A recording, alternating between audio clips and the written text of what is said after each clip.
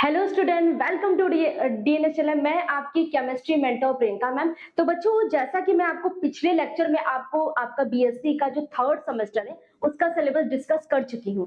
तो आज हम लोग उसी सिलेबस से यानी केमिस्ट्री का जो हमारा थर्ड सेमेस्टर का है, इसमें हम लोग फर्स्ट यूनिट पढ़ने वाले हैं जिसका नाम है chemical kinetics and theories of chemical kinetics. यानी जो ये फर्स्ट यूनिट है, एक्चुअली में देखा जाए तो बहुत बड़ी यूनिट है, जैसा कि हम लोग सिलेबस में देखे थे।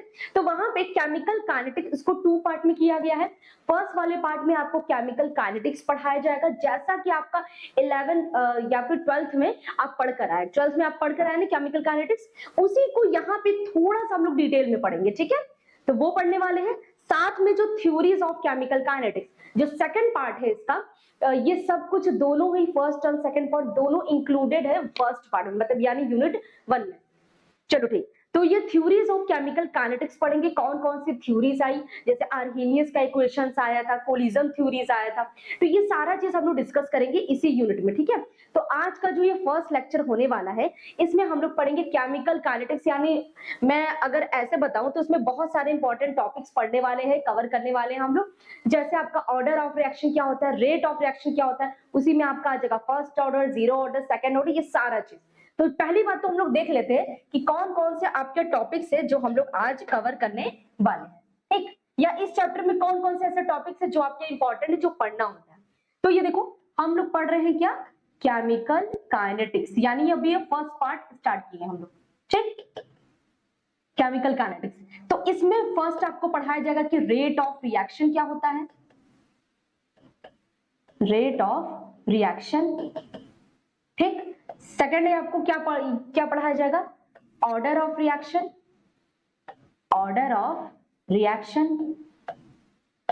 उसके बाद थर्ड पार्ट हम लोग को क्या पढ़ना है, ऑर्डर ऑफ रिएक्शन में ही बहुत सारे पार्ट्स हो जाएंगे, जैसा कि आप क्लास 12th में पढ़ कर आए हैं, zero order, first order and second order.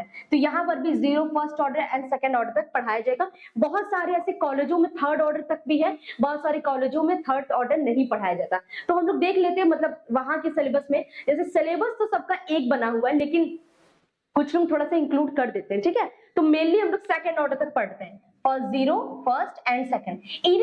इसी में आ जाएगा, इसी टॉपिक से मिलता जुलता है half life time, half life time, ठीक है।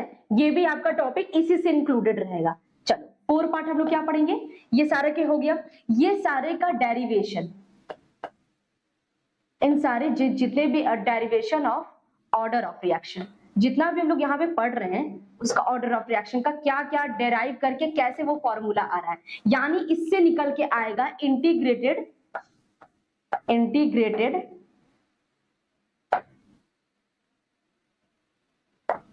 Order of reaction, order of reaction. ये सारा चीज हम लोग देखने वाले हैं। इसमें आज हम लोग जो पढ़ेंगे वो जीरो ऑर्डर होगा, जीरो ऑर्डर होगा, और क्या होगा, फर्स्ट ऑर्डर, ठीक। फर्स्ट ऑर्डर ऑफ रिएक्शन, ये सारी चीज होगा। तो ये सारे टॉपिक्स को हम लोग कवर करेंगे। ये ऐसा चैप्टर है बच्चों, जो ऐसा कहा जाए कि ऐसा बिल्कुल नहीं है कि आप भाई ये चैप्टर को कभी नहीं पढ़े। तो ये चैप्टर को आप बखूबी बहुत अच्छी तरीके से जानते हैं। ये क्लास 12th में आपको पढ़ाया जाता है केमिकल काइनेटिक्स। तो हम लोग उन्हीं को पढ़ते हुए, जैसे सारी चीजें आप पढ़े, मैं मान के चलूं आप केमिकल काइनेटिक्स बारे में कुछ नहीं जानते, ठीक है। तो हम लोग वहां पे बेसिक से पढ़ेंगे केमिकल काइनेटिक्स क्या होता है, और साथ में जो आपका यूनिट फर्स्ट का जितने भी आपके टॉपिक्स इस सिलेबस में दिए गए सबको 1 बाय 1 कवर करेंगे। तो बच्चों, केमिकल काइनेटिक्स एक्चुअली में होता क्या है, क्यों पढ़ते हैं हम लोग केमिकल काइनेटिक्स, क्या जरूरत पड़ी। तो केमिकल काइनेटिक्स यानी केमिकल का मतलब क्या हो सकता है, केमिकल रिएक्शंस, और काइनेटिक्स का मतलब होता है कि वो कितनी स्पीड से हो रहा है, यानी कोई भी जो रिएक्शन है वो कितनी स्पीड से हो रहा है। अगर मुझे ये पता चल जाए तो मैं किसी भी, अगर मुझे स्पीड बहुत ज्यादा हो रहा है, कम हो रहा है, उस हिसाब से मैं उसका रेट निकाल सकती हूँ। रेट निकालने पे मुझे क्या पता चलेगा, रेट जब भी निकालेंगे तो मुझे पता चलेगा किस रेट से आपका प्रोडक्ट बन रहा है। जैसे फॉर एग्जांपल मैं आपसे बोलूं कि अभी आप थर्ड सेमेस्टर पढ़ना स्टार्ट कर रहे हैं, तो आप किस रेट से पढ़ाई करेंगे कि आप अपने कॉलेज में टॉप आ सकते हैं, तो उसी टाइप का रेट हो गया ना। तो वैसे ही मुझे मिला जुला के इस पूरे चैप्टर में प्रोडक्ट को कंसीडर करना है। यानी जैसे इसको ऐसे समझ सकते हैं, फॉर एग्जांपल कि मान लो कोई ए रिएक्शन है, ए गिफ्ट दे रहा है पी, यानी ये आपका क्या है रिएक्टेंट और ये आपका क्या है प्रोडक्ट, ठीक है। तो मुझे पता करना है ना मुझे प्रोडक्ट कौन से रेट में मिलेगा, कितना रेट में मुझे मिल सकता है, कौन सी रेट हमको इस पे ध्यान में रख के करना है, ठीक है। तो ये सारा कुछ हम लोग केमिकल काइनेटिक्स में सीखते हैं और रेट पता करने के लिए मुझे अगर पता चल जाए तो मैं ज्यादा से ज्यादा प्रोडक्ट बना सकती हूँ। अब ये प्रोडक्ट आपका कोई मेडिसिन भी हो सकता है, तो इसीलिए केमिकल काइनेटिक्स को पढ़ा जाता है कि हम लोग कितने सारे प्रोडक्ट यानी कोई भी कंपाउंड हो सकता है, आपका कोई मेडिसिनल कंपाउंड हो सकता है, कोई फूड इंडस्ट्री से रिलेटेड कोई आपका कंपाउंड हो सकता है। तो कोई भी कंपाउंड बनने के लिए मुझे किस रेट से प्रोडक्ट को फॉर्म होता है उसको पढ़ने के लिए जिस केमिस्ट्री में हम लोग पढ़ते हैं उसका नाम है केमिकल काइनेटिक्स, यानी केमिकल रिएक्शंस का जो मोशन होता है, जो रेट होता है, जिस चैप्टर में पढ़ते हैं उसका नाम है केमिकल काइनेटिक्स। क्लियर है। तो इसमें हमको करना क्या होता है, क्या मैम रेट चेक करने के लिए कोई मशीन है? बिल्कुल नहीं। रेट चेक करने के लिए हम लोग एक लॉ बनाएंगे, रेट लॉ जिसे कहते हैं। रेट लॉ बनाएंगे, उसके अंदर सारी चीजों को कंसीडर करेंगे कि भाई कितना कंसंट्रेशन चेंज हो रहा है, कितना वो कंसंट्रेशन डिक्रीज हुआ, कितना इंक्रीज हुआ प्रोडक्ट का, ये सारी चीजें हम लोग वन बाय वन डिस्कस करेंगे। चलो, तो सबसे पहले हम लोग देखते हैं रेट ऑफ रिएक्शन। किसी भी रिएक्शन का रेट ऑफ रिएक्शन क्या होता है, तो उसको डिस्कस करने से पहले हम लोग एक बात तो सीख ले कि रिएक्शंस कितने टाइप्स के होते हैं। चलो बता दो, रिएक्शंस कितने टाइप्स के होते हैं। तो रिएक्शंस होते हैं 3 टाइप्स के। कौन कौन से? एक होता है फर्स्ट आपका होता है वेरी फास्ट रिएक्शन। क्या होता है? Very fast reaction. ऐसा रिएक्शन जो बहुत तेजी में हो रहा है, मतलब उसको आप एक अपनी आंखों को बंद करें और उसके बाद खोलिए तुरंत रिएक्शन हो जाएगा, मतलब पलक झपकते ही आपका रिएक्शन कंप्लीट हो गया। तो इस टाइप को रिएक्शन को बोलेंगे वेरी फास्ट। कौन सा इसका एग्जांपल है?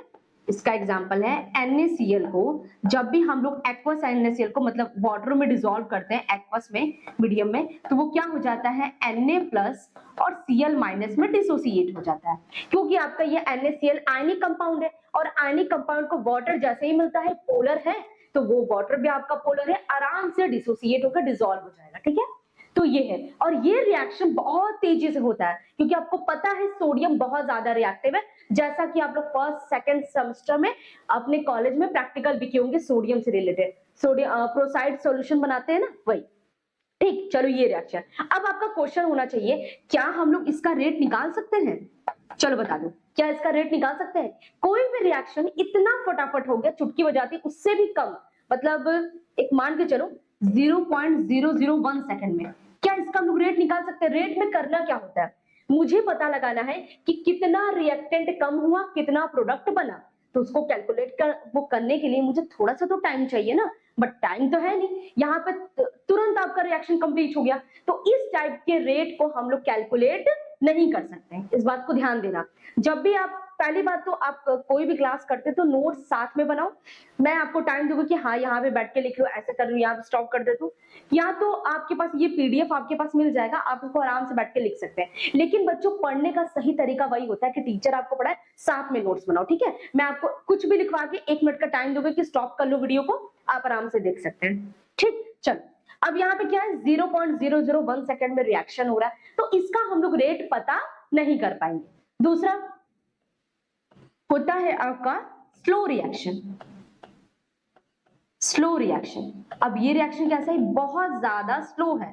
तो ऐसे रिएक्शन में क्या हम लोग उसका रेट पता कर सकते हैं? चलो बताओ, आपको सोचो, क्या इसका हम लोग रेट पता कर सकते हैं?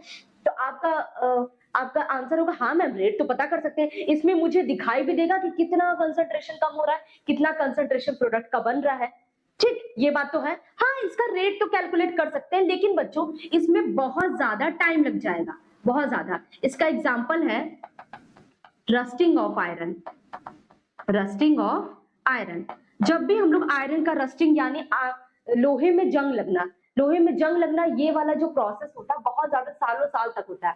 आपकी कोई पुरानी लोहे की जो साइकिल होती है वो पड़ी हुई है बारिश में, तो उसमें धीरे धीरे आप देखेंगे जंग लग जाएगा। ऐसा नहीं कि आज आप रखें कल जंग लग गया, ऐसा नहीं होगा, वो सालों साल ये प्रोसेस चलता रहता है। तो इसका मतलब रस्टिंग ऑफ आयरन ये क्या होता है? ये आपका स्लो रिएक्शन है, यानी इसमें जो रिएक्शन हो रहा है मतलब आयरन आपका ऑक्सीडाइज हो रहा है, तो ये प्रोसेस बहुत धीरे धीरे चल रहा है, ठीक। धीरे धीरे चल रहा है, इसका हम लोग रेट तो निकाल सकते हैं, पर रेट निकालने के लिए मुझे 1-2 साल तक वेट करना पड़ेगा।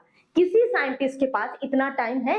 इतने टाइम में तो आपके बहुत सारे कंपाउंड्स बन जाएंगे। तो नहीं, हम लोग इसका भी रेट हम लोग इतना मतलब इसका फेवरेबल कंडीशन नहीं है रेट निकालने का, तो ये वाला भी रेट कैलकुलेट नहीं कर सकते। तो आप लोग बोलेंगे कि तो मैम कौन सा हम लोग रेट कैलकुलेट कर सकते हैं एक्चुअली में, तो वो आपका होगा ये।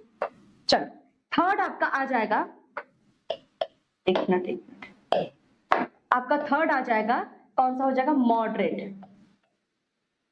Moderate reaction. ये इस टाइप का रिएक्शन होता है जिसमें ना ही बहुत स्लो है ना ही कोई फास्ट है, यानी ये रिएक्शन बहुत ज्यादा स्लो भी नहीं है बहुत ज्यादा फास्ट भी नहीं है। फॉर एग्जांपल अमोनिया का ले लो, हैबर प्रोसेस में N2 + 3H2 वहां जाके 2N3 बना रहा है, ठीक। ये हैबर प्रोसेस में आयरन, यहाँ पे मॉलिब्डेनम, ये हैबर प्रोसेस में अमोनिया का प्रोडक्शन हम लोग करें। तो देखो बच्चों यहाँ पे अमोनिया बन रहा है, और आप ऐसा सुने भी है कि भाई इसको लैब में सबसे पहले बनाया भी गया था ऑर्गेनिक कंपाउंड, अमोनिया बना भी था।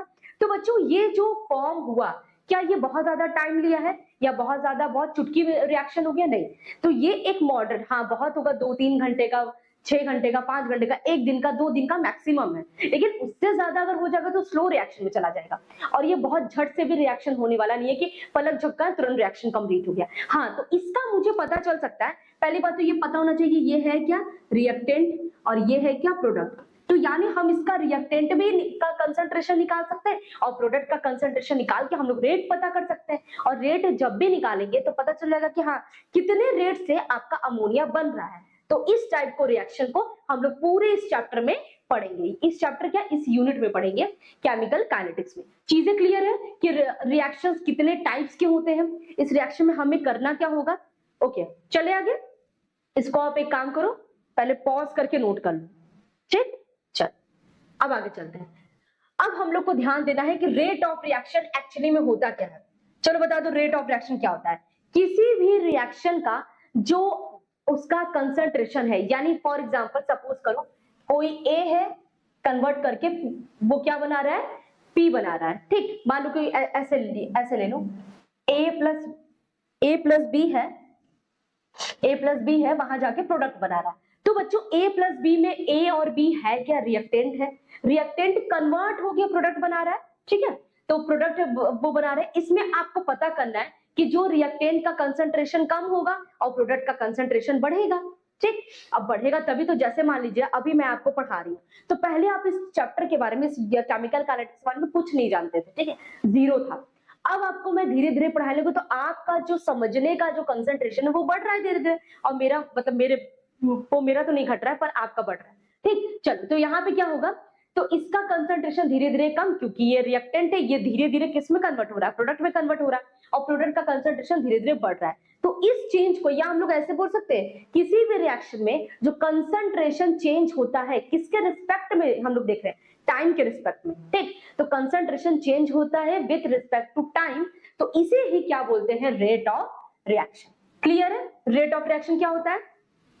चलो अब यहाँ पे देखो, इसको हम लोग कैसे डिनोट कर सकते हैं। फॉर एग्जाम्पल अगर मैं ऐसे बोलूं कि ये आपका घर है, ठीक, ऐसे ये आपका घर है और ये आप यहाँ पे हैं, आप यहां से यहां गए मान लो 5 किलोमीटर, फिर यहां से वापस भी आ रहे हैं, तो आपको बताना है, एक काम करते हैं ना, यहाँ बीच में कोई शॉप रख देते हैं, आप यहां से यहां गए फिर यहां से यहां गए, तो आपको एवरेज ये निकालना है, तो कैसे निकालेंगे? यहां से यहां मान लो ए है, यहां से यहां आपको बी है, तो a plus B equal to, और ये पूरा जो टोटल है आपका c है, तो ऐसे नहीं लिख सकते a plus B equal to c, यानी आपको जब भी आप एवरेज ये निकालते हैं तो दोनों को सम कर देते हैं। वैसे ही अगर आपको कंसंट्रेशन, और ध्यान देना a और b आपस में बराबर है, अभी के लिए बराबर है, यहाँ पे ऐसे समझो, ठीक है। अब आ जाओ dx by dt, इसको हम लोग क्या लिख सकते हैं? dx by dt equal to dA। d क्या है? हम लोग डेल्टा भी यूज करते हैं और d भी यूज करते हैं। d होता है इंस्टेंटेनियस रेट के लिए, d यहाँ पे थोड़ी कम टाइम के रेट के लिए, इंस्टेंटेनियस रेट। अगर आपको थोड़ा सा रेट अगर बता रहे हैं, क्योंकि आपको रिएक्शन में बहुत ज्यादा मतलब इतना बड़ा रिएक्शन नहीं होता, रिएक्शन में जो कंसेंट्रेशन हम यूज करते हैं 0.1 में 0.2 में ऐसे यूज करते हैं, तो यानी उसका डेल्टा हम लोग यूज नहीं कर सकते। चेंज अगर दिखाना है तो डी में दिखाएंगे, डेल्टा में नहीं दिखाएंगे। इसका कारण क्या है? क्योंकि भाई कंसेंट्रेशन कम है। अब कंसेंट्रेशन कम में बात करेंगे तो वैसा ही होगा, कंसेंट्रेशन ज्यादा में बात करेंगे तब डेल्टा को यूज करेंगे। तो इसमें हम लोग क्या लिख सकते हैं? इसके लिए हम लोग लिख सकते हैं rate equal to d concentration A. ध्यान देना इस पूरे चैप्टर में जब भी मैं बात करूंगी ब्रैकेट में तो वो आपका कंसेंट्रेशन है, ठीक, डी टी। टाइम को तो कंसेंट्रेशन नहीं दिखा सकते। चल अब इसका जो है पहली बात, ये किस में होगा? ये माइनस में होगा। क्यों माइनस में? क्यों होगा? क्योंकि बच्चों ये माइनस में इसलिए है क्योंकि ये डिक्रीज हो रहा है।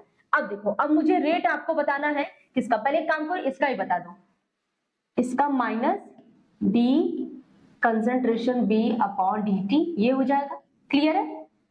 कोई दिक्कत नहीं। जब भी हम लोग रिएक्टेंट की बात करेंगे तो माइनस चार्ज लगा देंगे, ठीक है। चलो अब मुझे क्या ये निकालना है? प्रोडक्ट का। तो प्रोडक्ट का निकाल देंगे इसी में। ये सब आपस में कंसेंट्रेशन मतलब इसका जो रेट होगा ए का, बी का, पी का, सबका के बराबर होगा, बस साइन का डिफरेंस। चलो यहाँ प्लस हो जाएगा D P upon D T. Clear है? चलो एक दो क्वेश्चन और करते हैं। एक काम करते हैं ना, इसी में एक क्वेश्चन करते हैं।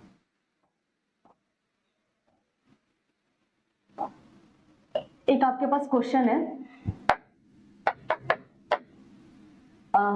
चलिए यही वाला करते हैं। N2 plus 3H2 2N3। इसका बच्चों ध्यान देना, जब भी हम लोग इसका पूछ रहा है ROR रेट ऑफ रिएक्शन, जब भी आपको रेट ऑफ रिएक्शन बोलेगा आपको दिखाई देगा जितने नंबर ऑफ मॉलिक्यूल्स हैं उसको हम लोग स्टैक्योमेट्रिक कोएफिशिएंट बोलते हैं। क्या बोलते हैं? Stoichiometric coefficient. ये जो आपका है यहाँ पे कुछ नहीं है तो 1 है, यहाँ पे आपका 3 है, तो ये दोनों आपके क्या है? Stoichiometric coefficient. पर आपके नजर में ये है क्या? ये तो नंबर ऑफ मोल्स है। कितने आपके नंबर ऑफ मोल्स अटैच है यहाँ पे प्रोडक्ट बनाने के लिए। तो स्टैक्योमेट्रिक कोएफिशिएंट अभी के लिए इस चैप्टर में हमको यही बात करेंगे। इसको क्या लिखते हैं ना, जब भी आपको एक रूल है, जब भी आप रेट ऑफ रिएक्शन लिखेंगे, ठीक, रेट ऑफ रिएक्शन लिखेंगे तो stoichiometric coefficient SC, stoichiometric coefficient को हम लोग क्या लिखेंगे? अपोजिट में लिख देंगे, ठीक। ध्यान देना इस बात का, अपोजिट में। एक काम करते हैं, चलो लिखते हैं क्या होगा इसका। आ जाओ, इसका हम लोग लिखेंगे, सबसे पहले इसका लिखेंगे रेट। तो आपको पता है रेट तो सबका बराबर होता है, रिएक्टेंट का, कंसंट्रेशन का। तो हम लोग एक फॉर्मेट बनाते हैं, माइनस कंसंट्रेशन रिएक्टेंट का अपॉन में डी डी टी, ठीक है। आ जाओ, प्लस डी कंसंट्रेशन हो जाएगा किसका? प्रोडक्ट का,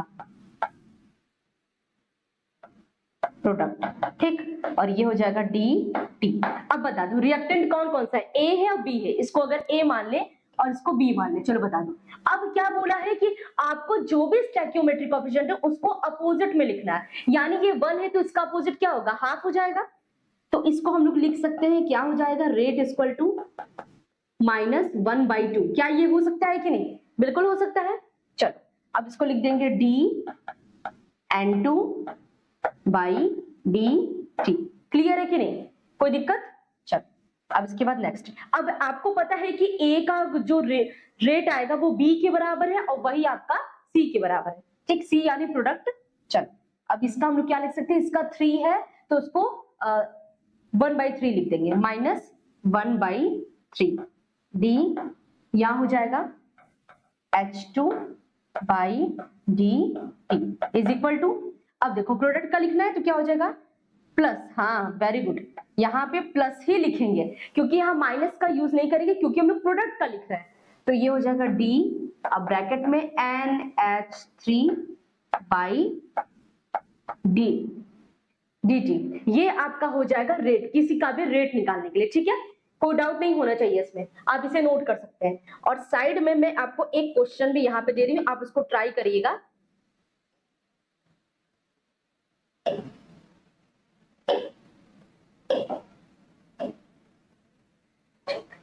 ये आपके पास यहाँ पे क्वेश्चन है, मैं आपको दे रही हूँ। क्वेश्चन आपका है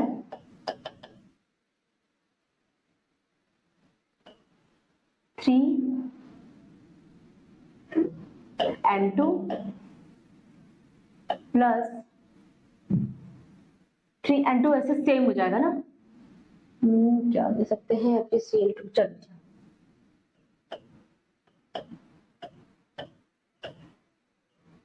चलो ठीक है, यहाँ पे कोई रिएक्शन बन रहा है। ठीक, आपको रिएक्शन भी बताना है, साथ में इसका रेट भी बताना है। ठीक, ये रिएक्शन, ये आप इसको होमवर्क में कर सकते हैं। चले आगे, आप इसको नोट कर लो फटाक से।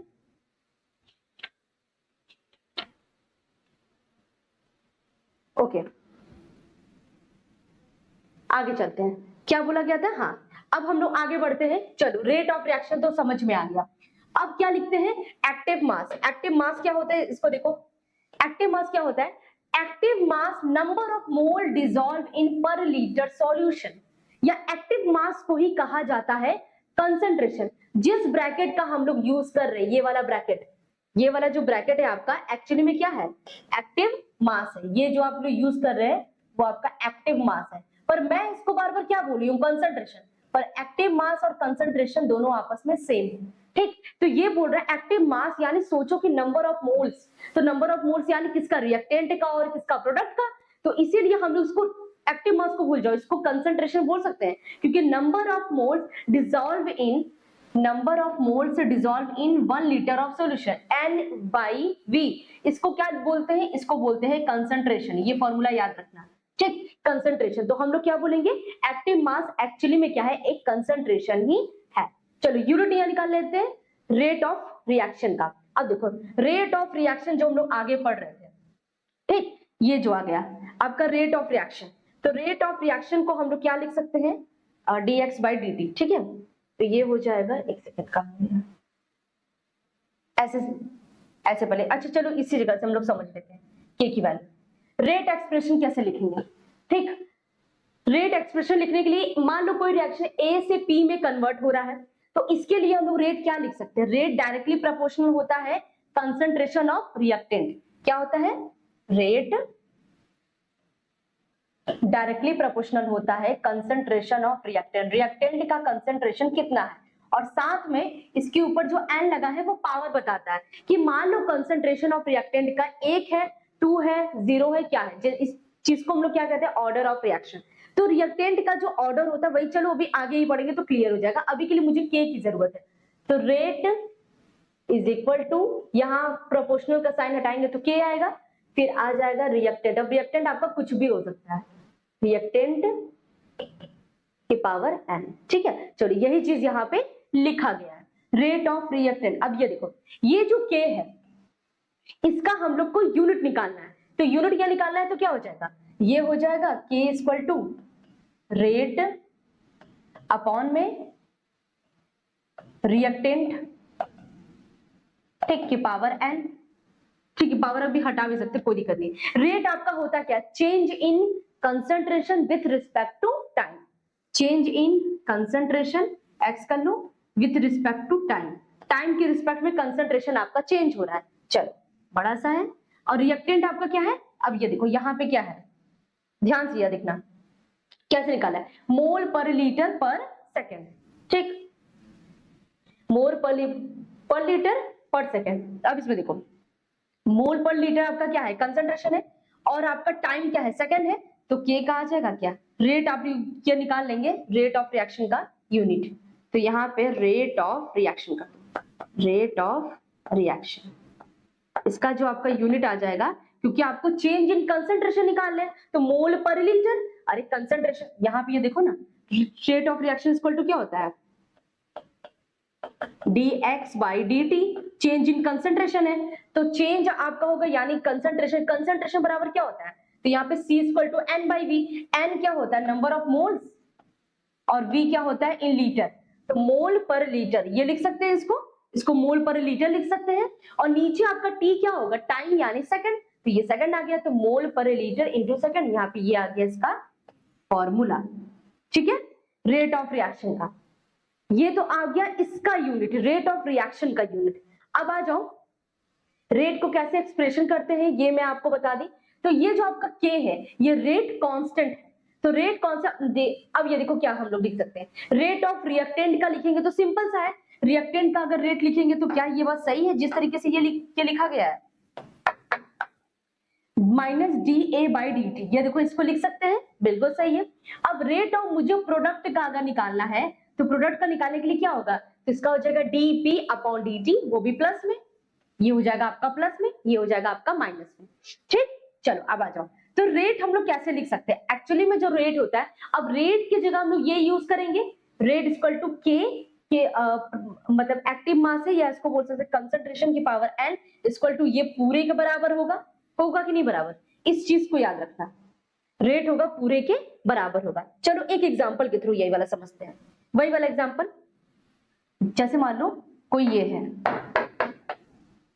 ए plus B into C plus D, इसका आपको रेट बताना है। ठीक, चलो अब के के फॉर्म में लिखना है, चलो ठीक है ये लिखते हैं। तो सबसे पहले हम लोग क्या लिख सकते हैं, रेट ऑफ रिएक्शन, और आपको पता है कि ये कंसंट्रेशन सबके बराबर होता है, रेट ऑफ रिएक्शन। तो इसका हम लोग क्या लिखेंगे, रिएक्टेंट का पहले लिख लो, तो माइनस ए 1/a हो जाएगा ना, क्योंकि ये स्टैक्योमेट्रिक कोएफिशिएंट है, तो 1/a, इसका हो जाएगा डी कंसंट्रेशन ए अपॉन डी टी। क्या ये सही है, आपका भी यही आंसर आना चाहिए, बिल्कुल यही आना चाहिए। क्यों, अब a को हम लोग -1 हाफ ए क्यों लिख दिए, तो इसका रीजन है बच्चों, क्योंकि ये स्टैक्योमेट्रिक कोएफिशिएंट है, स्टैक्योमेट्रिक कोएफिशिएंट को आपको अपोजिट में लिखना होता है, देखो अपोजिट में हो गया dt। अब ये इक्वल है किसके, माइनस, अब देखो ये b है तो उसको क्या लिख सकते हैं, 1/b, d हो जाएगा b dt। अब इन दोनों में अगर आपको कंफ्यूजन है तो जो सबसे पहले आता है वो स्टैक्योमेट्रिक कोएफिशिएंट है, इन दोनों, क्योंकि दोनों आपका न्यूमेरिकल है नहीं, ये दोनों आपका, इसकी वैल्यू कुछ भी हो सकती है, तो आप इन दोनों में से किसी एक को रख लो स्टैक्योमेट्रिक कोएफिशिएंट को, जो आगे वाला है, ठीक, is equal to plus 1/c D C upon D T, ठीक, इज इक्वल टू ये हो जाएगा प्लस 1/d डी, ये हो जाएगा डी डी टी। ठीक, चलो क्लियर है, ये पूरा हो गया। अब आपको पूछा है कि रेट ऑफ रिएक्टेंट बताओ, तो जब भी आपको पूछेगा रेट, पहले ये देखो रेट ऑफ जो रिएक्शन होता है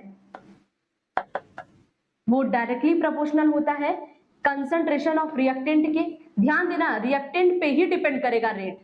अरे भाई आपको प्रोडक्ट बनाना है, आपको चाय बनाना है, तो चाय बनाने के लिए आपको इंग्रेडिएंट की जरूरत पड़ेगी कि भाई कितना मेरे पास दूध है, कितना चाय की पत्ती, कितना चीनी है, उसी हिसाब से आप उतना ही कप चाय बना सकते हैं। ऐसा नहीं कि आपको 10 कप चाय बनाने, आपके पास बहुत कम चीनी है, बहुत वो, तो आप नहीं बना पाएंगे। तो वैसे ही आपका रिएक्टेंट पे डिपेंड करता है रेट कैसा होगा। रिएक्टेंट अगर मुझे पता चल जाए तो हम लोग प्रोडक्ट तो निकाल ही सकते हैं ना, प्रोडक्ट तो बात की चीजें हैं, प्रोडक्ट हमें पता नहीं है फ्यूचर में कुछ भी क्या कंपाउंड बनेगा वो मुझे पता नहीं है। आपको रिएक्टेंट पर डिपेंड करना है कि रिएक्टेंट में क्या चेंजेस आएंगे, तो रेट आपका डायरेक्टली प्रोपोर्शनल होता है रिएक्टेंट के। तो हम लोग इसको लिख सकते हैं ROR is equal to K, ठीक, रिएक्टेंट के पावर n, इसको n लिख सकते हैं। पावर में हम लोग क्यों दिखा रहे हैं, क्या जरूरी है पावर में दिखाना, क्योंकि आपका रिएक्टेंट कई बार ऐसा होता है अगर हम लोग इसकी पावर में 0 रख दें, इसका मतलब ये कि रेट पे कोई फर्क ही नहीं पड़ रहा है, आप जितना भी कंसंट्रेशन को बढ़ाते जाओ घटाते जाओ, रेट पे कोई फर्क नहीं पड़ रहा है। जैसे मान लो 2-3 टाइप के बच्चे नहीं होते क्लास में, इस टाइप के होते हैं, उनको चाहे जितना भी मारो पीटो उनके दिमाग में कुछ नहीं जाता, वो पढ़ते ही नहीं है। वैसे ही और कुछ ऐसे बच्चे होते हैं जो ज्यादा पीटने पर, कुछ करने पर वो अपना एफर्ट दिखाते हैं पढ़ने के लिए, ठीक, थोड़ा सा डर कर। तो वैसे ही अगर आपका रिएक्टेंट, अगर मैं यहाँ पे 0 कर दूं तो रेट ऑफ रिएक्शन के ये पूरा क्या हो जाएगा, 1 हो जाएगा।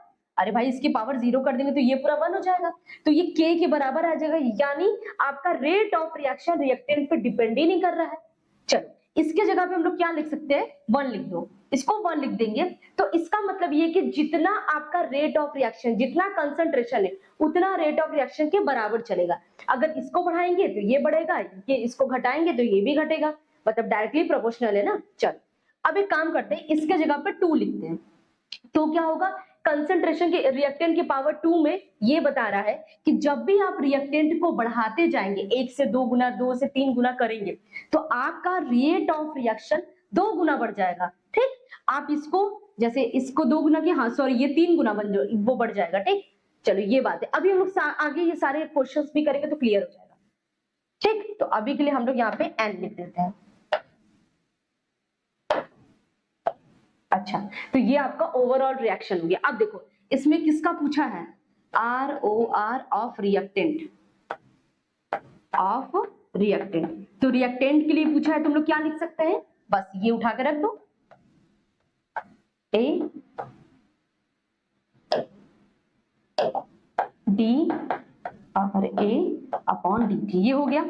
अब आपसे अब देखो रिएक्टेंट ये पूछा है, तो रिएक्टेंट तो आपको दोनों होगा, तो मतलब एक और आपका हो सकता है माइनस, क्योंकि भाई वो भी तो रिएक्टेंट है, उसे कैसे आप भूल सकते हैं, dB अपॉन dt, ये भी होगा।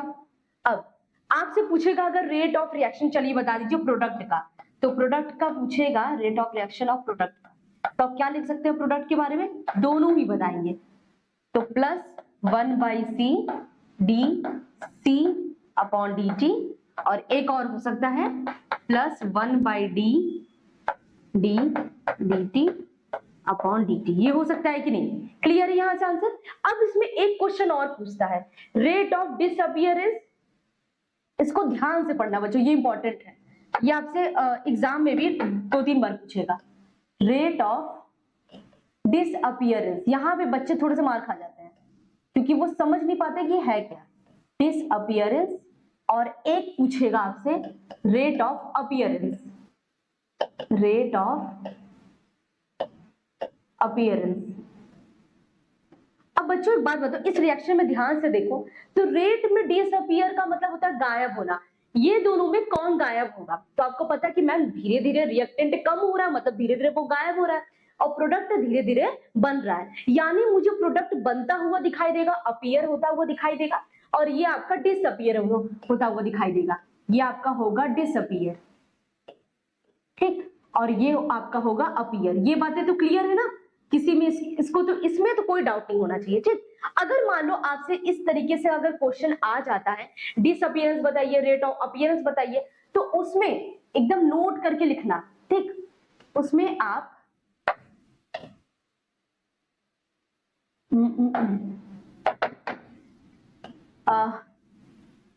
स्टैक्योमेट्रिक कोफिशिएंट, स्टैक्योमेट्रिक, स्पेलिंग गलत है तो माफ करना, स्टैक्योमेट्रिक कोफिशिएंट का यूज हम लोग नहीं करेंगे, दोनों में स्टैक्योमेट्रिक कोफिशिएंट का यूज नहीं करेंगे।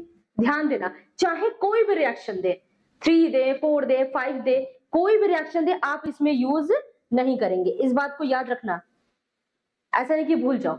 ध्यान देना, जब भी आपके क्वेश्चन में पूछा गया, अब ये देखो जो आपका पेपर आता है वो आपका वेरी शॉर्ट सारे क्वेश्चंस आएगा, तो उसमें मान लो 1 मार्क्स का कोई क्वेश्चन आ रहा है, क्योंकि आप अभी ये सब कुछ आप रिटन फॉर्म में दे रहे हैं, आप बीएससी का जो भी एग्जाम देंगे, तो आपके एग्जाम में वेरी शॉर्ट भी आएगा, शॉर्ट भी आएगा, लॉन्ग भी आएगा, तो वेरी शॉर्ट वाले में हो सकता है कि आपसे ये क्वेश्चन पूछ ले कि चलिए एक रिएक्शन दे दे बड़ा सा, उसका रेट ऑफ रिएक्शन बताएंगे, तो रेट ऑफ रिएक्शन में सारी चीजें तो आप इन्वॉल्व करेंगे, लेकिन वही आपका पूछ ले आपको दिमाग लगाने के लिए कि रेट ऑफ डिसअपियरेंस और रेट ऑफ अपीयरेंस बता दीजिए, 1 मार्क्स में ही पूछा जाता है ज्यादातर, लॉन्ग क्वेश्चन में नहीं पूछा जाएगा, तो ध्यान देना उसमें आप ये चीजें को इंक्लूड नहीं करेंगे। चलो वो पीछे वाला रिएक्शन देख के बताओ क्या हो सकता है, रेट ऑफ डिसअपियरेंस अपीयरेंस, तो रेट ऑफ अपीयरेंस इसका होगा रेट ऑफ डिसअपियरेंस, इस रिएक्शन का हो जाएगा क्या, हाँ बताओ, और क्या यूज, प्लस और माइनस का कोई यूज नहीं करेंगे, सिर्फ यूज करेंगे डी, और डी का भी यूज नहीं करेंगे, डेल्टा, जनरली डेल्टा यूज करते हैं, तो डेल्टा हो जाएगा ए डेल्टा टी, क्लियर है। और क्या हो रहा है जो डिसअपियर में, डेल्टा बी डेल्टा टी, हाँ आप चाहो तो वो माइनस का यूज कर सकते हैं, पर बच्चों माइनस बस इतना बता रहा है, यहाँ पे लिख लो minus sign denote, minus sign denoted, क्या डिनोट कर रहा है, decreases in concentration of reactant A and B. ये जो आपका मतलब जो माइनस साइन है वो बता रहा है कि आपका जो कंसंट्रेशन है वो डिक्रीज कर रहा है, ए का और बी का। क्लियर है? अब आ जाओ इधर, यहां पे हम लोग क्या करेंगे, किसी और पेन का यूज करते हैं ताकि आपको क्लियरली दिखाई दे। चलो, अब यहां पे आपको निकालना है रेट ऑफ अपीयरेंस। ठीक, रेट ऑफ अपीयरेंस। चलो बता दो इसका क्या हो जाएगा। रेट ऑफ अपीयरेंस में क्या बन रहा था, सी और डी बन रहा था, तो यहाँ पे चाहूं तो प्लस साइन लगा दो, वैसे तो इसमें तो कोई जरूरत नहीं है, तो यहाँ पे हम लोग लिख देंगे डायरेक्टली वही। यहाँ पे स्टैक्योमेट्रिक कोएफिशिएंट यूज नहीं करेंगे, सी अपॉन डेल्टा टी, एक और बन सकता है delta D upon delta T. I hope ये चीजें आपको क्लियर हुई होंगी। सबसे पहले आप इसे नोट कर लो, फिर उसे नोट कर लेना, ठीक है? फिर हम लोग चलते हैं आगे। क्लियर है? पॉज करके पहले नोट कर लो ये सारी चीजें, ये वाली। अब इसी सब को हम लोग वन बाय वन एग्जांपल के थ्रू हम लोग पढ़ते हैं। चलो, पहला वाला एग्जांपल है 2a 3b + c। बिल्कुल अब आप कर लोगे, मैं आपको सिखा दी हूं, अब आप कर लोगे, ये रिटन फॉर्म में दिया गया। तो सबसे पहले क्या लिखो, फॉर एलिमेंट्री रिएक्शन। अब ये एलिमेंट्री वर्ड क्या है, इसको जस्ट हम लोग आगे पढ़ने वाले, तो अभी के लिए ऐसे देख लो क्या है। तो हम लोग रेट लिख लिए, इक्वल टू के लिख दिए। हाँ, क्या मैं इसमें के नहीं लिखी हूँ, रेट ऑफ रिएक्शन, हाँ यहाँ पे तो के है, यहाँ पुट कर देना सारे में, के तो रहेगा ही। ठीक, चल के है। अब डी ए, सॉरी इसको हम लोग क्या लिख सकते हैं, यहाँ पे 2 हो गया, एक second, rate for elementary reaction. हाँ ध्यान दो, एलिमेंट्री रिएक्शन में जितना भी आपका स्टैक्योमेट्रिक कोएफिशिएंट यहाँ 1 रहेगा, ठीक है? 1 रहेगा नहीं रहेगा, क्योंकि बस सी लिखा है तो आगे 1 तो है ही है। एलिमेंट्री रिएक्शन में ध्यान से मेरी बात को सुनना, एलिमेंट्री रिएक्शन में जितना भी हम लोग क्या लिखते हैं, आपको रेट ऑफ रिएक्शन उसका लिखना होता है, तो उसके पावर में क्या लगा है, उसके पावर में स्टैक्योमेट्रिक कोएफिशिएंट उठा के लगा दो, इस बात को ध्यान देना। ठीक, क्लियर है? मैं क्या बोली, सिर्फ और सिर्फ स्टैक्योमेट्रिक कोएफिशिएंट में पावर में आपको ये वाला स्टैक्योमेट्रिक कोएफिशिएंट उठाकर लगा देना है, ऐसा एलिमेंट्री पे होगा। अब आप लोग कहेंगे मैम मुझे कैसे पता चलेगा कि वो एलिमेंट्री रिएक्शन है कि नहीं? एलिमेंट्री रिएक्शन आपके क्वेश्चन में बोलेगा कि this is the reaction is elementary reaction, calculate the order of reaction, ऐसे बोलेगा। तो एलिमेंट्री वर्ड आप सुन लीजिए, बस आपके दिमाग में आ गया। बस जितना भी रिएक्टेंट के जो पावर होते हैं ना, जैसे मान लो इसके लिए 2 लगा दिए, इसके लिए 3 लगा दिए, इसके लिए सी के लिए 1 लगा दिए, ऐसा करना है। अब एक्चुअली में ये पावर आपकी क्या होती है, ये ऑर्डर ऑफ रिएक्शन होता है। रिएक्शन का कितना ऑर्डर है, 2 है तो 2 की स्पीड से बढ़ेगा, 3 है तो 2 यानी 3 गुने वो बढ़ेगा, 3 यानी 9 गुना बढ़ेगा उससे, मतलब 3 का स्क्वायर हो जाएगा, ठीक है? और 1 यानी बराबर में चलेगा रेट। ठीक, अभी हम लोग सारी चीजें आपको 1 बाय 1 सीखेंगे। तो ये आपका रेट या निकालने को। अब ध्यान दो, ये तो बोला है जब हम लोग ऑर्डर ये निकालते हैं तब, ठीक, तब की बात कर रहे हैं। पर आपको स्टैक्योमेट्रिक कोएफिशिएंट अब की बात करें तो इसके लिए क्या हो सकता है, dA/2 dt, या इसको 1/2 लिख दो, इसको 1/2 लिखेंगे, साथ में माइनस भी रहेगा। ठीक, इसको लिख सकते हैं, ये आपस में बराबर है -1/3, इसके लिए वो हो सकता है इक्वल टू dC/dt, इसके लिए निकाल लो। आप चाहो तो उसको देखो, वरना बिना देखे भी आप इसका रेट निकाल सकते हैं। ठीक, अब इसके लिए हम लोग प्रोडक्ट के लिए क्या लिखेंगे, तो यहाँ पे आ जाएगा प्लस, प्लस लिखो चाहे मत लिखो, +1/4 dP/dt। ठीक, एलिमेंट्री रिएक्शन के लिए हम इसकी पावर का यूज किए। ये पावर हर बार कोई भी रिएक्शन आप देखेंगे तुरंत उसका पावर मत लगा देना, वो एक्सपेरिमेंटल होता है। लेकिन एलिमेंट्री के लिए ये छूट है। जैसे फॉर एग्जांपल एक स्कूल में मैं एक रूल बनाई हूँ कि सब लोग लाइन में आएगा, मैं सबको चॉकलेट दूंगी, पर जो छोटे बच्चे कहीं से भी आ जा रहे मैं उन्हें चॉकलेट दे दूंगी। वैसे ही एलिमेंट्री रिएक्शन अगर बोल देगा तो उसका पावर उठा के, उसका मतलब जो भी स्टैक्योमेट्रिक कोएफिशिएंट उठा के उसके पावर में रख दो, तो उसका ऑर्डर निकल जाएगा तुरंत। इन सब का सम कर देना तो ऑर्डर निकल जाएगा। लेकिन सुनो, अगर क्वेश्चन में बोला है तब, अगर एलिमेंट्री रिएक्शन नहीं है, कुछ भी आपके क्वेश्चन में कंसीडर नहीं किया गया, तो आप लोग वैसे ये रूल को फॉलो मत करना, बहुत क्वेश्चन गलत हो जाएगा, याद रखना ये बात। चलो नोट करो जल्दी से, चलते हैं आगे। ये सारी चीजें तो हम लोग नोट कर चुके हैं। ठीक, रेट ऑफ डिसअपियरेंस ये। चलो इसका बता दो क्या हो सकता है, इसका हम लोग जल्दी से फटाफट रेट निकाल लेते हैं। तो रेट क्या हो सकता है, 2a + 3b, बहुत इजी है। तो इसको हम लोग क्या लिख सकते हैं, 1/2। देखो 1/2 लिखा है, dA/dt इज इक्वल टू, ये बराबर है किसके, -1 1 इक्वल टू, या इसको उल्टा लिख देना 2/3 हो जाएगा इसका, ये देखो ये 2/3 हो जाएगा, ठीक। तो अब इसका, अब मान लो कि ये बोल दिया एलिमेंट्री रिएक्शन, मान लो ये बोल दिया क्या है, एलिमेंट्री है, तब क्या करें, तो एलिमेंट्री के लिए आपको पता है इसका जो वैल्यू है इसका पावर में लगा दो, इसका 2 है 2 लगा दिए, इसका 3 है 3 लगा दिए, इसको सम करेंगे, जो भी सम करेंगे उसका ऑर्डर आ जाएगा। तो ऑर्डर अभी मैं इसलिए ऑर्डर ऐसे बोल रही हूँ, बता नहीं रही हूँ, क्योंकि बच्चों भी जो नेक्स्ट आपका हेडिंग होगा वो ऑर्डर ऑफ रिएक्शन ही होगा। Rate of formation and rate of deformation, इसी को कहा गया है क्या, डिसअपियरेंस, जैसा कि हम लोग पीछे पढ़े हैं, और इसी को कहा गया है क्या, अपीयरेंस। ठीक, चलो यहां पे देखो, अब देखो यहां पे स्टोइकियोमेट्रिक कोएफिशिएंट का यूज नहीं हुआ, ध्यान से देखो इसको, क्या यूज हुआ है, नहीं, इस तरीके से लिख सकते हैं। रेट ऑफ फॉर्मेशन पूछेगा तो डीपी वाला हो जाएगा, रेट ऑफ डीफॉर्मेशन पूछेगा तो DA/DT वाला हो जाएगा, ठीक है। प्लस माइनस आप लगा लेना, रिएक्टेंट का माइनस, प्रोडक्ट का प्लस। चलते हैं आगे, रेट ऑफ डीफॉर्मेशन बोल रहा है, ए का तो ये लिख सकते हैं, बी का तो ये लिख सकते हैं। For rate of formation deformation coefficient not use, ये देखो यहाँ पे लिखा गया है साफ साफ, कोएफिशिएंट को यूज हम लोग नहीं करेंगे। चल अब आ जाते हैं ऑर्डर ऑफ रिएक्शन।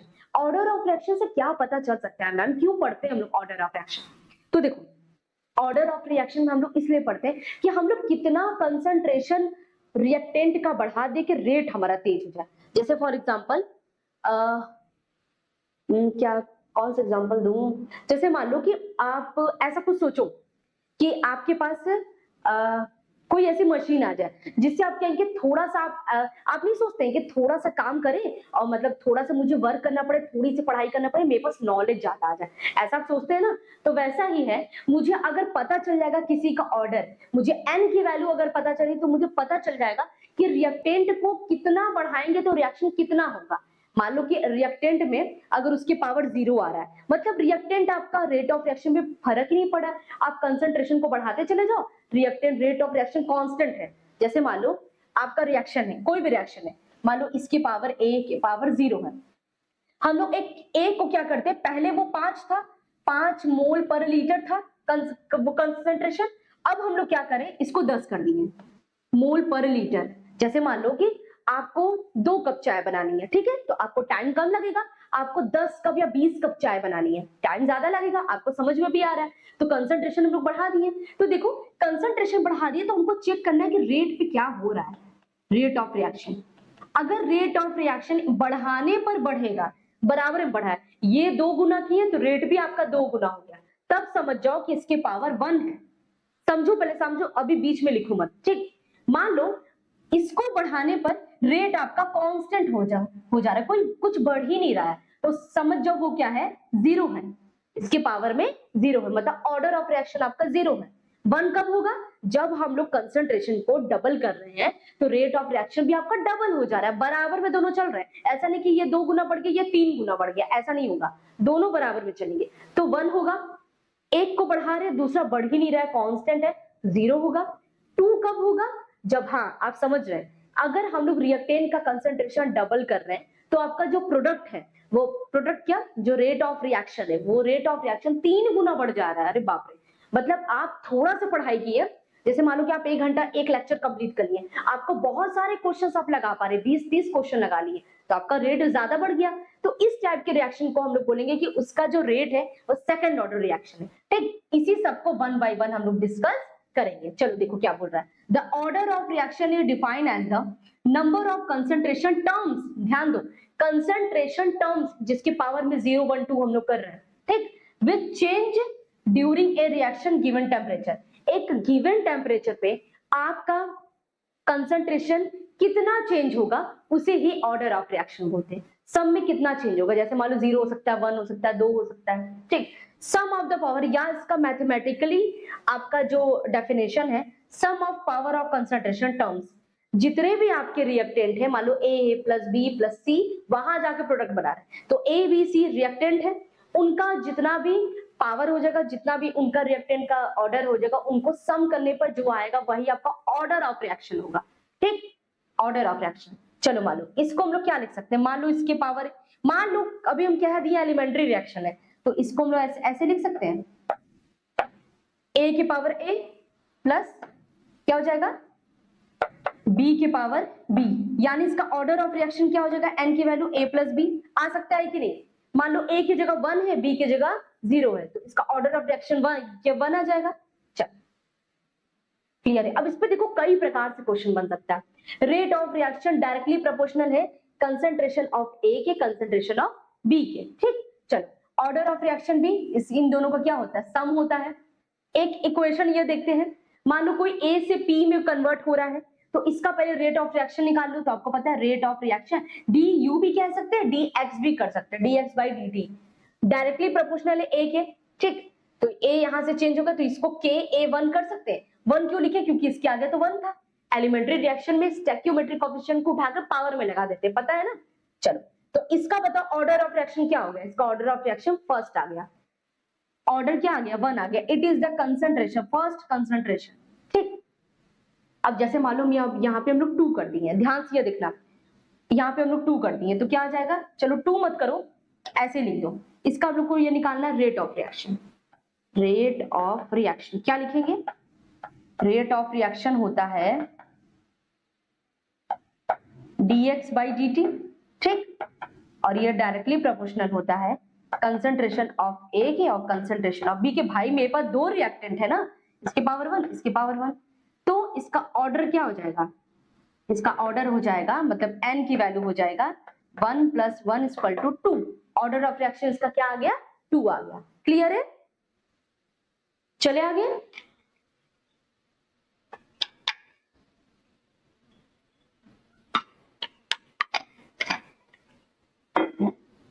ओके चलो, तो उसके बाद ये देखो रेट ऑफ रिएक्शन क्या बोल रहा है, dx by dt। हाँ ये देखो यही चीज यहाँ पे निकाला है, पर ऐसा मैं तब की हूं तब एलिमेंट्री रिएक्शन है, क्योंकि आपको पता है ऑर्डर ऑफ रिएक्शन का एक नोट में लिख लो।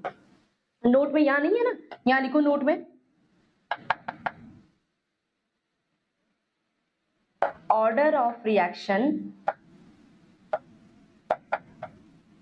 Always experimental.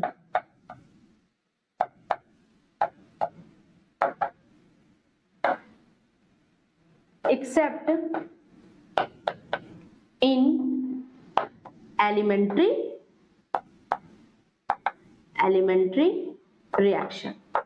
एलिमेंट्री रिएक्शन को छोड़कर, उसको छोड़ दो, बाकी सब रिएक्शन आपके एक्सपेरिमेंटल होते हैं, यानी ऑर्डर हम लोग पता कर ही नहीं सकते। लो अच्छी बात है, चलो वो मशीन पता करेगी, जो भी आपके पास मशीन होगा जहां पे आप रिसर्च करते हैं ये सारी चीजें, वो आपकी पता करेगी कि क्या होगा ऑर्डर ऑफ रिएक्शन। तो आप लोग बोलेंगे कि मैम तब इसका मतलब इस चैप्टर में हम सारे एलिमेंट्री रिएक्शन देख रहे हैं, क्योंकि उसका ऑर्डर हम लोग फटाफट लगा रहे हैं। हाँ, तो इस रिएक्शन में जिसका हम लोग ऑर्डर बता पा रहे हैं तो एक्चुअली में वो एलिमेंट्री रिएक्शन होगा। मैं इसको बोल दी एलिमेंट्री तो इसका ऑर्डर 2 होगा, लेकिन एक्चुअली में इसका ऑर्डर 2 नहीं है। इसका ऑर्डर ऐसा देखा गया, मतलब अगर मैं ए को मान लो कोई कंसंट्रेशन करती हूँ बी को, तो इसका ऑर्डर 3, 2, 0 कुछ भी आ सकता है, हाफ माइनस कुछ भी आ सकता है, लेकिन मैं बोल दी हूँ एलिमेंट्री तो इसका ऑर्डर 2 आ गया। चलो चलते आगे। रिएक्शन ऑफ वेरियस ऑर्डर, अलग अलग टाइप के रिएक्शंस होते हैं।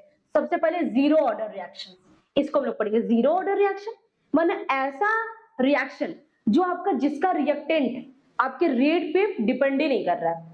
वो मतलब आपकी पढ़ाई, आपके बोर्ड एग्जाम, मतलब बोर्ड तो नहीं बोलेंगे, अभी आपका जो सेमेस्टर आने वाला है, आपका जो पढ़ाई कितने रेट में आप पढ़ाई करें, वो आपके बीएससी का जो एग्जाम होगा, सेमेस्टर एग्जाम, उस पर डिपेंड ही नहीं कर रहा है। ऐसा पॉसिबल है? नहीं, ये नहीं है ना। सोचो इस बात को, ऐसा हो सकता है। तो ऑर्डर इसका क्या आ जाएगा? 0।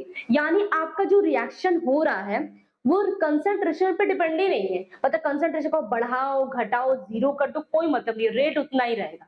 ठीक, चल तो 0 तो नहीं कर सकते भाई, क्योंकि कंसंट्रेशन एकदम नहीं रहेगा तो प्रोडक्ट बनेगा कैसे? Reaction said to be zero order in which rate of reaction does not depend on the concentration of reactant। अब कैसे डिपेंड नहीं कर रहा है, चेक कर लो। A से P में कोई मान लो रिएक्शन हो रहा है, तो उसका रेट ऑफ रिएक्शन निकालेंगे तो dx by d वो dt आएगा, डायरेक्टली प्रोपोर्शनल है एक कंसंट्रेशन A के, और इसके पावर बोल रहा है कि आपको तो लग रहा है कि इसके पावर 1 होना चाहिए, क्योंकि ऐसा कहा नहीं गया कि एलिमेंट्री है।